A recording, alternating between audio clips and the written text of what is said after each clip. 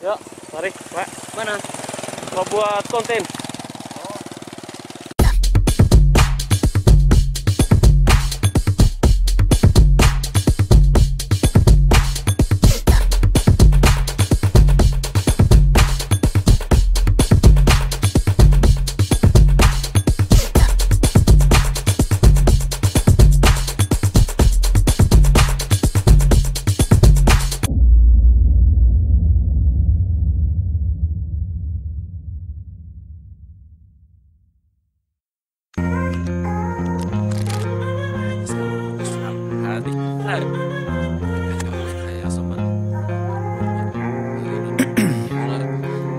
Ice in my veins, I've been driving this train.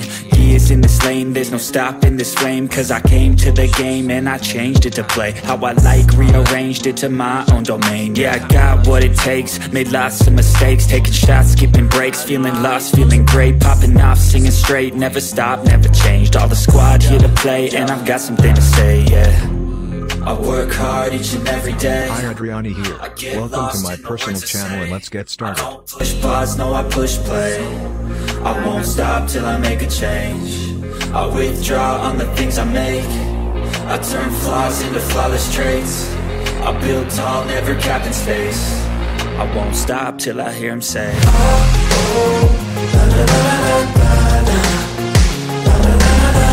Untuk segmen online study Dr. Tobondo, di sesi kelima ini, kita akan membahas kajian lingkungan hidup, sosiologi kependudukan, pariwisata, gerakan sosial baru, kebijakan dan pendekatan kebijakan serta kriminalitas. Seluruh pokok bahasan yang disampaikan tersebut dijadikan satu pokok bahasan dunia sosiologi bagian pertama, dan kita akan memulainya dari kerapatan sosial. Ini merupakan teori dari Adriani Gallery Adoniran Tobondo. Saya Adriani Tobondo dan ini sesi saya. Di sini kita akan menyoroti banyak persoalan yang lagi hangat-hangatnya, seperti ketegangan antar dua negara bersaudara, Rusia dan Ukraina. Ini hanya salah satu dari banyak hal yang mendapat perhatian khusus dari saya, dan kita akan mendiskusikan hal itu, dan saya mencoba untuk memberikan satu teori yang bagus untuk kita pelajari, kerapatan sosial. Telah saya kemukakan sebelumnya dan bahkan itu sudah berulang kali. Dunia sosiologi memiliki keunikan sendiri. Selain sosiologi sebagai ibu dari ilmu-ilmu pengetahuan sosial, perlu saya tekankan sekali lagi, sosiologi itu ibu dari ilmu-ilmu pengetahuan sosial. Keunikan yang dimiliki sosiologi itu juga adalah ciri khasnya, yaitu perspektif atau paradigma serta parameter sosiologi bersifat dualisme. Ciri ini menjadi demikian khasnya, dan memang sudah seperti itu sejak Auguste Comte menaikkan di permukaan sosiologi. Dan kita pun mengetahui sampai saat ini sosiologi memiliki ciri khas pikirannya dualisme. Comte sendiri adalah bapak sosiologi, dan seperti yang telah saya sampaikan, Comte itu bapak sosiologi. Jadi sebagai bapak sosiologi, maka beliaulah yang memperkenalkan ciri khas sosiologi yang lebih mengarah pada pemikiran-pemikiran yang bersifat dualisme. Dan ini nampak dari pemikiran bapak sosiologi itu sendiri, Auguste Comte. Mungkin jauh lebih baik silakan telusuri atau baca lebih lanjut pemikiran Comte. Dan mudah-mudahan saya diizinkan untuk kita take off di sana.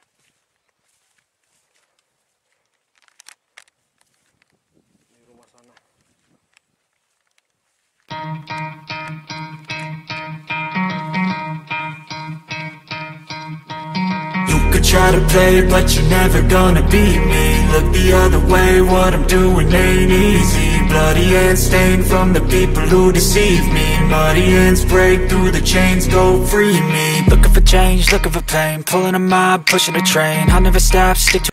Tapi sebelum saya masuk pada teori kerapatan sosial, saya memandang perlu untuk memberikan contoh seperti apa ciri khas dualisme itu.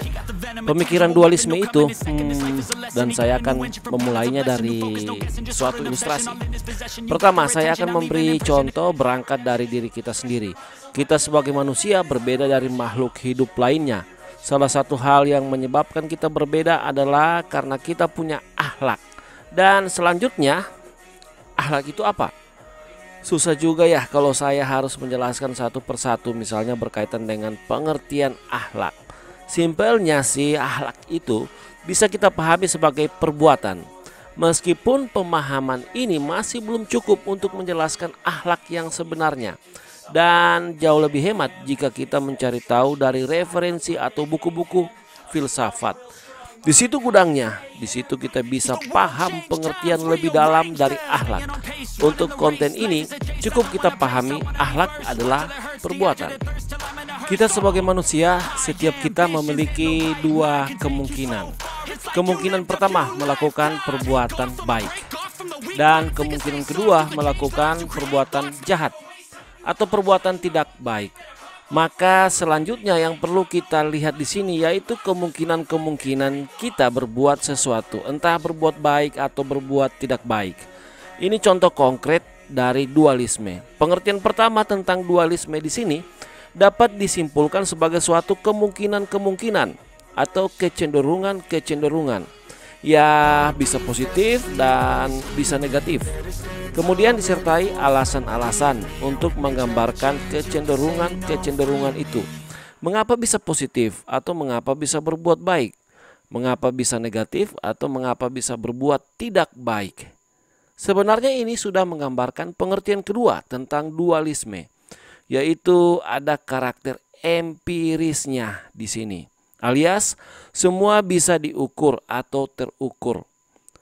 Dari pengertian kedua tentang dualisme, kita juga bisa mengembangkan lagi pengertian ketiga terkait dualisme, yaitu erat hubungannya dengan bagian pertama.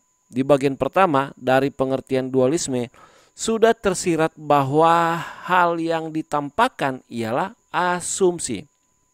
Jadi, dualisme dalam sosiologi membangun suatu asumsi atau hipotesa, dan ini harus lebih dari satu.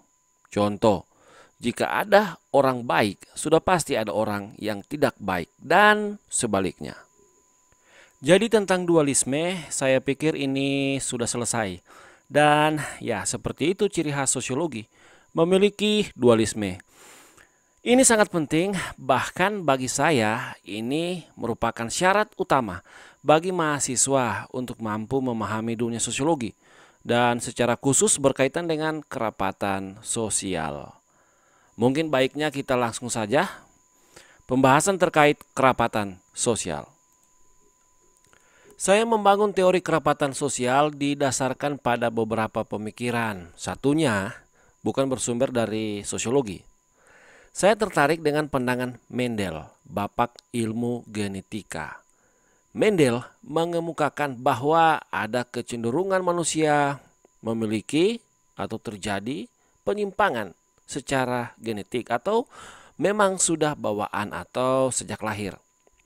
Dan ada juga penyimpangan dalam hal fisiologis akibat hormon tertentu yang ada dalam makanan, terutama ketika seseorang terlalu sering mengkonsumsi makanan, misalnya makanan cepat saji. Penyimpangan secara genetik bermacam-macam kasusnya. Ada yang disebut mutasi. Ini penyimpangan yang terjadi secara genetik atau memang sudah bawaan. Khusus mutasi. Selain memang dari lahir, mutasi juga dapat terjadi akibat mengkonsumsi jenis makanan tertentu yang memacu hormon pada manusia. Misalnya berkaitan dengan sindroma Velter-Kline. Ada juga yang menyebut sindroma Klinefelter. tentang sindroma Felter-Kleene bisa karena aspek genetik dan bisa karena seseorang terlalu sering mengkonsumsi makanan tertentu, misalnya daging, yang disuntikan saat perangsang pertumbuhan. Mengenai sindroma Felter-Kleene ini, seorang laki-laki cenderung memiliki ciri-ciri fisiologis perempuan, baik payudaranya, pinggul, dan seterusnya. Bagian lain masih di luar dari sosiologi. Saya mendapatkan kontribusi dari fisika, terutama itu menyangkut hukum kuantum atau fisika umumnya. Misalnya ketika membahas tentang gerak dan bagaimana gerak itu muncul, apa yang mendasarinya, kapan tidak bergerak. Mengenai gerak atau teori gerak, tidak hanya dipengaruhi oleh gesekan-gesekan, misalnya berkaitan dengan elektromagnetik atau akibat listrik, tetapi benturan atau gesekan yang bukan diakibatkan elektromagnetik atau bukan bersumber dari listrik, melainkan bersumber dari gesekan antar dua objek. Ya, seperti tulang di bagian siku tangan atau pergelangan kaki dan seterusnya. Itu bukan gerak yang diakibatkan listrik atau elektromagnetik. Sedikit panjang jadinya kalau kita ulas ini lebih lanjut. Kemudian kontribusi teori kerapatan sosial berasal dari sosiologi dan ilmu-ilmu sosial lainnya. Ya, kita persingkat saja. Selain dari apa yang telah saya sampaikan berkaitan dengan yang melatar belakangi teori dari kerapatan sosial, ini sekedar tambahan. Ada juga saya menaruh perhatian berkaitan dengan pemikiran biologi dalam mengulas bagaimana perkembangan populasi dari amuba atau bakteri atau intinya sejenis bakteri yang bersel satu dan memiliki kemampuan untuk berkembang biak. Kemudian di sisi lain saya juga melihat Herbert Spencer. Ya, memang itu dia sangat terinspirasi dari pemikiran-pemikiran Charles Darwin, dan Herbert Spencer sendiri merupakan bapak sosial Darwinisme. Kemudian yang lain lagi berkaitan dengan pemikiran Emil Durkheim ketika beliau mengangkat tentang kerapatan moral yang sebenarnya itu menjadi pertanyaan yang cukup kritis. Bagaimana sebenarnya moralitas itu terbentuk? Ini yang ya Durkheim sendiri tidak bisa menjelaskan. Kemudian di sisi lain hal yang menarik dari Durkheim, masih sekitar Durkheim, ketika dia mencoba menggagas tentang solidaritas sosial, mekanik dan organik. Ini yang beliau juga tidak dapat menjelaskan bagaimana itu muncul dan seperti apa sebenarnya solidaritas itu, posisinya di mana. Kemudian mengarah pada pemikiran-pemikiran Max Weber. Nah, Max Weber ini sangat menarik ketika dia mencoba menguraikan tentang tipe-tipe dari tindakan sosial, kemudian ya hal-hal berkaitan dengan birokrasi dan seterusnya. Dan masih banyak lagi yang kemudian semua itu menginspirasi saya untuk mengkritisi dan menyempurnakan kembali, serta hasilnya saya kemudian memperkenalkan teori kerapatan sosial. Jadi mengenai teori kerapatan sosial ini sendiri, analogi yang ingin saya perkenalkan, dia tidak terbentuk dalam situasi yang bukan hanya terbentuk dalam situasi yang statis, dalam pengertian sama sekali tidak ada gejolak dan seterusnya. Tetapi di sisi lain dia bisa saja terbentuk dikarenakan ada situasi yang bergejolak, misalnya berkaitan dengan konflik. Dan konflik sendiri, kalau kita bicara soal konflik, maka teori kerapatan sosial itu memetakan, nanti kita akan bicara lebih lanjut berkaitan dengan zona gesekan kerapatan populasi. Ini kapasitasnya ini sebagai analisa. Nanti saya akan coba memperkenalkan kepada teman-teman mahasiswa. Jadi kita kembali, jadi konflik dalam situasi tertentu, konflik kerapatan sosial itu bisa terjadi, bahkan diakibatkan oleh kerapatan sosial itu sendiri. Tapi di sisi lain, kerapatan sosial bukan hanya penyebab. Kalau kita lihat dari perspektif konflik, bukan hanya penyebab munculnya munculnya konflik, melainkan kerapatan sosial bisa memunculkan perdamaian di situ. Nah, ini yang akan kita bahas saat ini, dan teman-teman sudah bisa melihat paparan kurva teori kerapatan sosial seperti yang teman-teman lihat di ponsel atau layar laptop atau komputer masing-masing.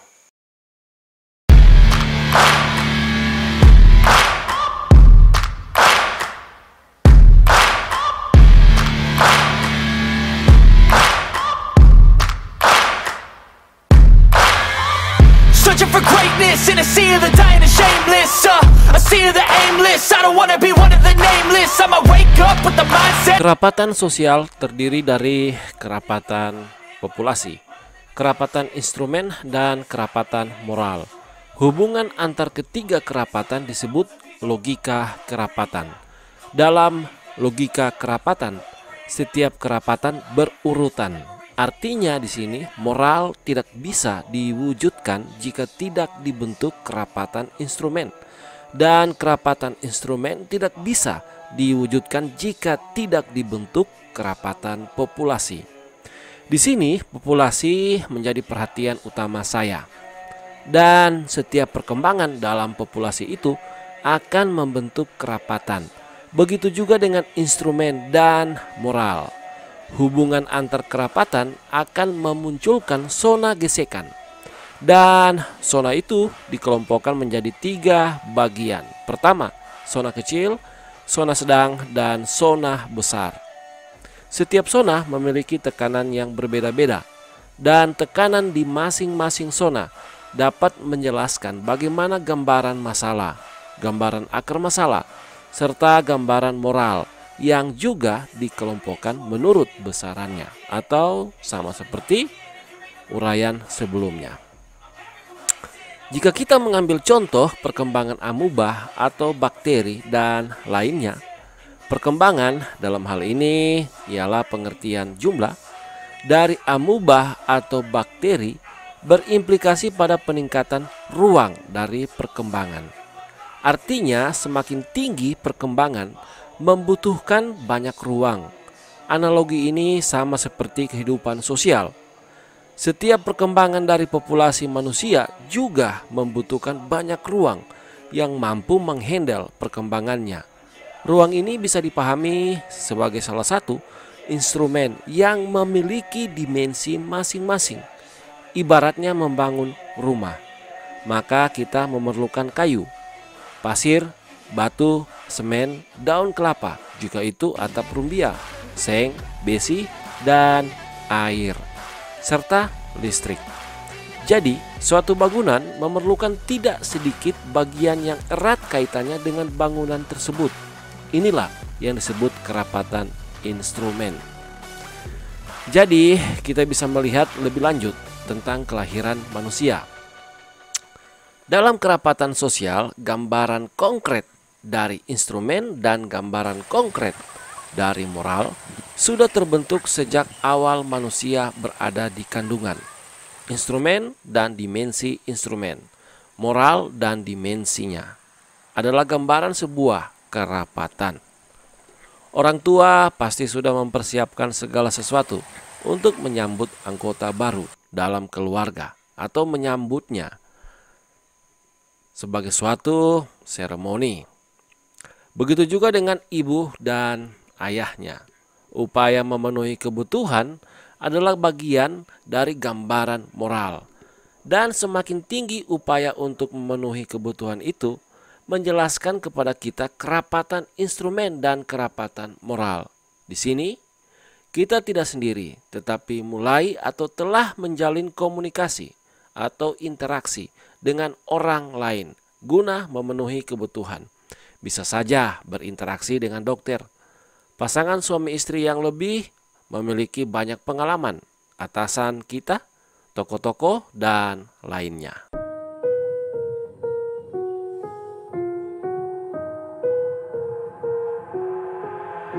I've got an itch I can't scratch, I'm missing a piece that completes a whole part of me, an open wound scar to see. Everybody come here, gather round, welcome to the freak show, the best in town. What the hell's wrong with me? I don't get along with anybody, honestly. I've been living in my own head constantly, thoughts jumbled round, think I need a new lobotomy. Wait, all these thoughts are too negative, I don't wanna get lost in the sedative.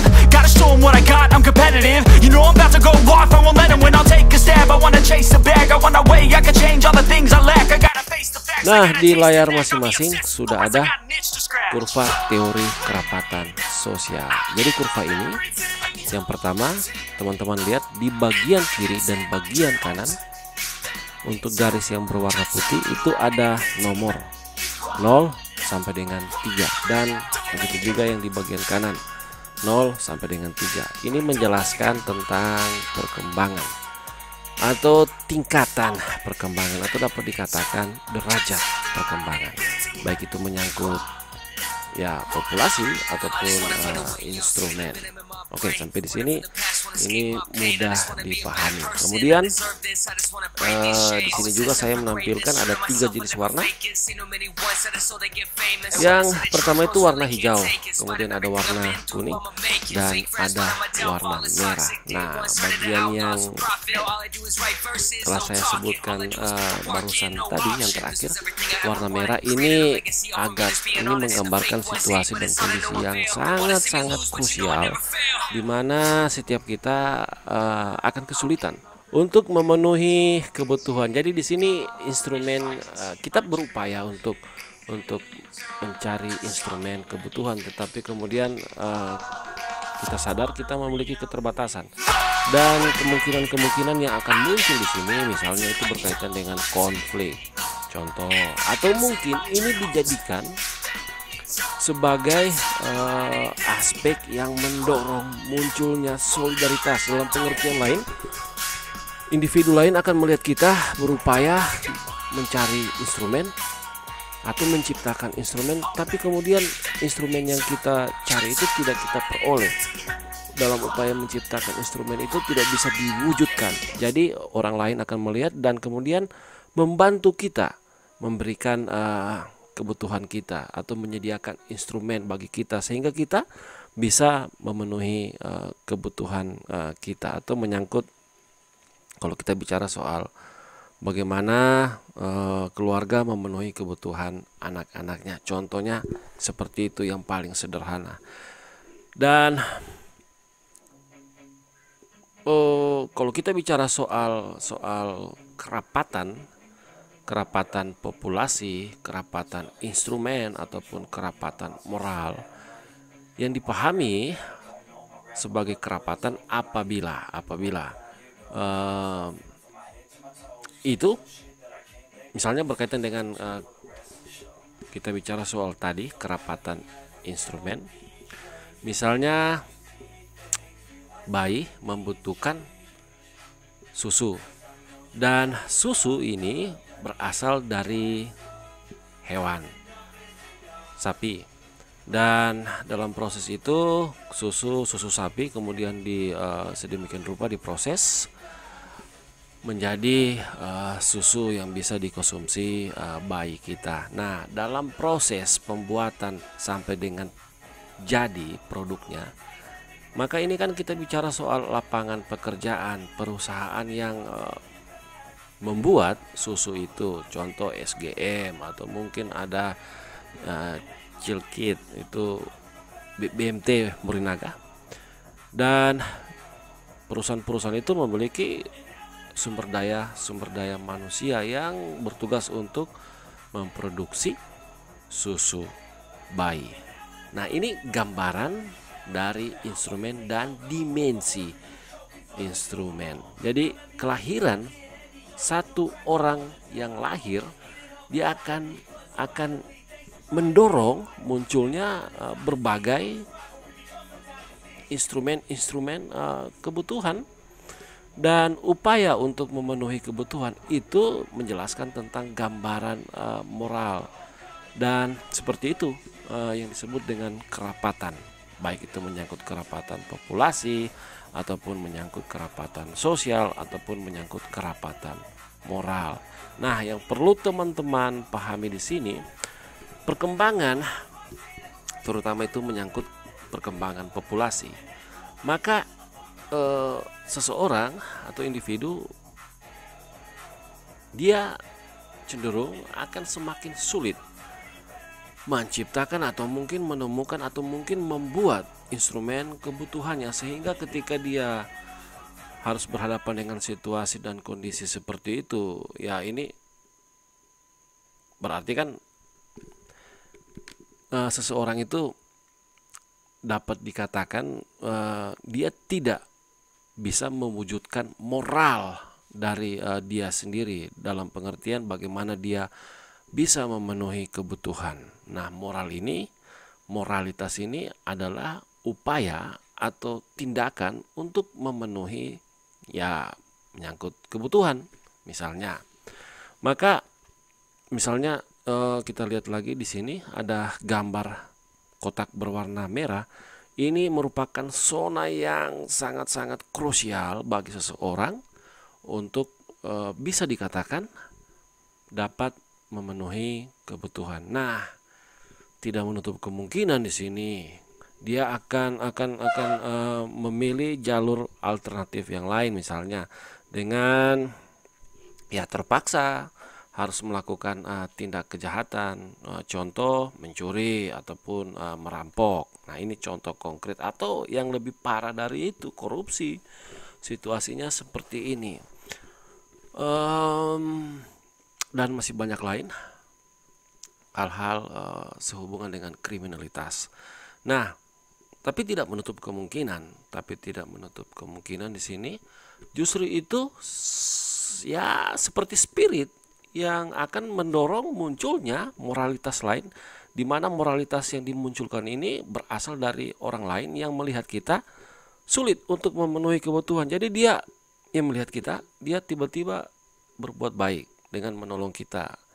Contoh, dia menyediakan atau menawarkan kepada kita, bisa dalam bentuk makanan, uang, ataupun menawarkan kita pekerjaan. Hei, saya punya pekerjaan, kamu mau nggak untuk bekerja di tempat saya? Dengan begitu seseorang kemudian tertolong dan bisa memenuhi kebutuhan, kebutuhan keluarga atau kebutuhan pribadinya. Jadi sebenarnya yang ingin saya tekankan di sini, teori kerapatan sosial itu bukan artinya begini. Jika kita berada dalam situasi yang sangat-sangat krusial, dilihat dari teori kerapatan sosial, maka situasi dan kondisi yang bersifat krusial itu bukan akhir dari segala-galanya, tetapi tidak menutup kemungkinan itu merupakan awal munculnya banyak hal berkaitan dengan perbuatan-perbuatan baik. Jadi itu teori kerapatan sosial. Dan di sisi lain juga, teori kerapatan sosial bukan situasi dia muncul bukan karena situasi yang enjoy, tenang-tenang, tidak, tetapi dia bisa muncul dalam situasi yang bergejolak seperti yang telah saya kemukakan sebelumnya. Misalnya dalam hal konflik. Nah, dalam hal itu teori kerapatan sosial itu kerapatan sosial itu dianggap sebagai akar penyebab konflik. Tapi sekali lagi saya tekankan di sini, justru karena adanya konflik, maka orang-orang kan sudah bosan berkonflik, sudah bosan juga bunuh-membunuh dan sebagainya, ingin hidup damai, ingin membangun kehidupannya, sehingga di sini muncul perdamaian, upaya-upaya untuk mencari perdamaian. Ini juga menjelaskan dimensi dari kerapatan sosial itu. Jadi dia memacu kembali, dia mempengaruhi munculnya perdamaian, bukan hanya konflik tetapi juga perdamaian, karena ya mengacu dari pengaruh perkembangan populasi yang kemudian mendorong munculnya instrumen. Semakin banyak instrumen, itu menjelaskan semakin banyak kerapatan instrumen.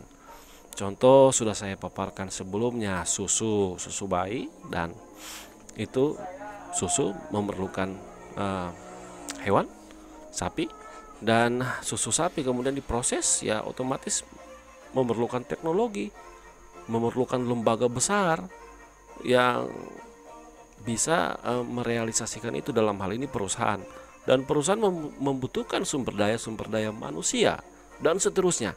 Jadi kompleksitas itu, hubungan-hubungan yang bersifat kompleks yang kemudian dilihat sebagai kerapatan. Nanti kita akan bicara soal zona gesekan kerapatan populasi. Bagian ini merupakan analisa dari kerapatan sosial itu sendiri. Nah, teman-teman bisa lihat bagaimana zona gesekan dari kerapatan sosial. Sekali lagi, zona gesekan dari kerapatan sosial, bukan kerapatan populasi ya. Itu ada anak panah atas bawah di bagian tengah dari setiap kolom warna, hijau, kemudian ada kuning, merah, dan seterusnya. Kuning dan merah, juga hijau. Nah, di sini ini menjelaskan intensitas atau tingginya. Ini juga dapat menjelaskan tingkat kesulitan seseorang dalam, atau sekelompok orang dalam memenuhi moral, dalam mewujud nyatakan moralitasnya, karena instrumen yang dia ciptakan, yang dia cari, yang dia ingin buat itu harus berhadapan dengan realita sosial, misalnya menyangkut kemampuan mengakses instrumen itu. Tiap orang kan berbeda kemampuan dalam mengakses instrumen-instrumen kebutuhan. Ya, misalnya kalau kita lihat dari latar belakang ekonomi, setiap kita berbeda untuk bisa mengakses, memiliki kemampuan mengakses atau menciptakan atau memiliki instrumen. Dan bagian tengah itu anak panah atas bawah, ini yang kemudian memunculkan gesekan-gesekan dalam kerapatan sosial, yang pada akhirnya yang pertama tadi yang telah saya sebutkan bisa menyebabkan munculnya konflik, ataukah bisa merupakan dasar dari solidaritas sosial itu. Jadi kita bicara soal solidaritas sosial bukan muncul pada saat-saat yang ya tidak bergejolak. Dia solidaritas sosial bisa saja muncul ketika situasi yang sangat bergejolak, misalnya bencana alam, perang. Ketika orang berkonflik, maka kelompok lain akan berpikir, ayo kita menjadi mediator, atau kelompok itu sendiri yang berpikir, saya sudah bosan berperang, ayo kita berdamai, karena ada dorongan. Nah, dorongan itu dipengaruhi dari zona gesekan. Jadi kerapatan memunculkan gesekan-gesekan dalam kerapatan sosial. Ini belum lagi kita bicara soal zona gesekan kerapatan populasi. Nah, populasi menjadi entry point perkembangan populasi dan dimensinya dari teori kerapatan sosial.